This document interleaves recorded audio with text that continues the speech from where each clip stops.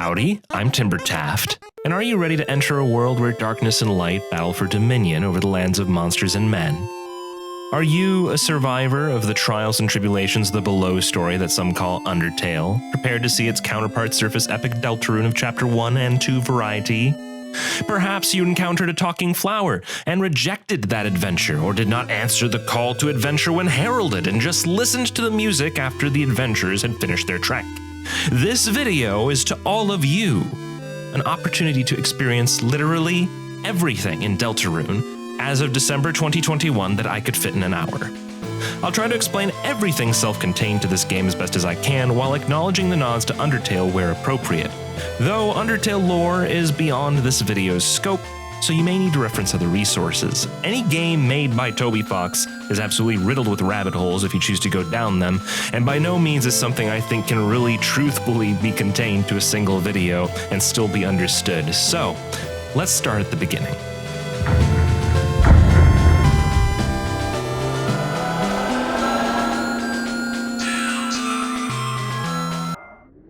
Before beginning any good modern role-playing game, you can expect to be greeted by a robust and fully fleshed out character creation menu to create the character of your dreams. In Undertale, we played an 8-year-old boy. He dressed in whatever his parents gave him, so being stuck with a plain purple striped blue shirt for the journey made perfect sense. But we'll be inhabiting the body of a teenager in Deltarune, and at that wizened age of 13 to 19, you can expect some pick-your wardrobe options. What even is the difference between these two? Does anybody see a difference between these two? What am I missing here? They're the same? Same torso? Same torso. Okay. Being a teenager, we can also expect some edgier and more potent sensibilities when it comes to flavor preferences. Our ideal teenage character is very much into Pocky's one-chip challenge flavored items. If you can't handle the pain, then don't even bother showing up for the Pocky's party on Saturday. It's time to name our character. You can't just name your character any old name. I really want to give him a name that he'll respond to. With this being the successor to Undertale, I'll name it after my personal favorite Undertale character. A man of mystery like myself. Okay, I guess Deltarune isn't a fan of me saying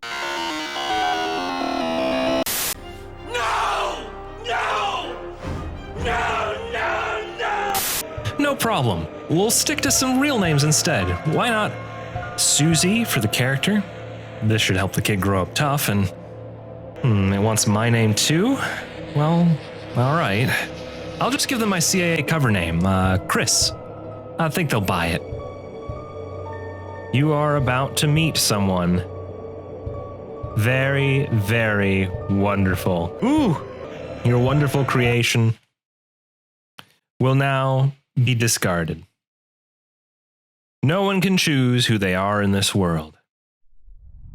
Your name is Chris. Can't choose who I am in this world, huh? I sure showed you, Toby. No, please have mercy. And here we are in Chris's room. Very decorative. No television set, no family pictures, not even a poster. Rose, I only use that room for sleeping. A lifeless room. Almost like your empty heart. Okay, well, on a less dreary note, here's the cheerful side of the room, which belonged to our brother Asriel. That'll mean something to you if you played Undertale. A lot of names in this game will probably mean something to you. More on that later. If you didn't play Undertale, that's okay. He's just some goat kid. We make it to school, but no one wants to be our partner for the project. Tem would rather partner with an egg than us. Yeah, well, I am kind of a deadweight partner. That's okay. They're gonna put me on a team of 3 and they'll carry me to victory. Oh no. Susie's her name. Hey, that seems familiar. And she eats the Valentine's Day conversation hearts. Oh, sorry. That was a stick of chalk. Oh, it's the same base ingredients. You could forgive me for that. She then decides that she wasn't nearly filled enough and threatens to eat our face while bashing us against the lockers.